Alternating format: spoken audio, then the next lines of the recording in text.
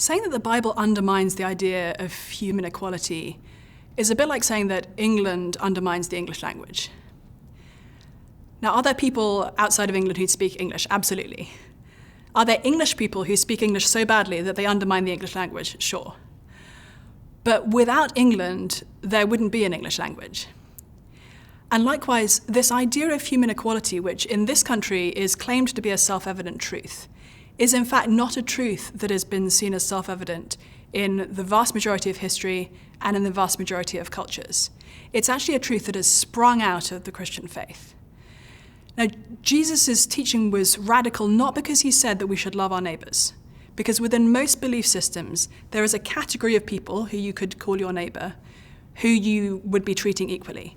Often it's men, citizen men, men of a certain status, men like you. And so there's a sense of equality amongst many global belief systems within a certain category. But Jesus moved that out. Jesus said that loving your neighbor doesn't just mean loving the person like you, the person of your social standing, the person who is in this privileged group. It means loving those who are unlike you.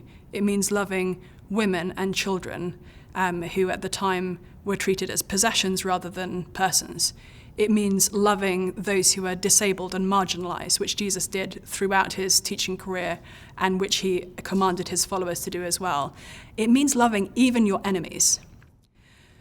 As we've looked at this idea developing over the last 2,000 years, and for instance, the Universal Declaration of Human Rights, we see it as a secular good that doesn't need any kind of religious foundation. In fact, the Declaration of Human Rights was initiated by Christians, was criticized afterwards as being a sort of secularized expression of Judeo-Christian tradition. And if you try to ground it in a non-belief in God, it actually crumbles underneath your feet.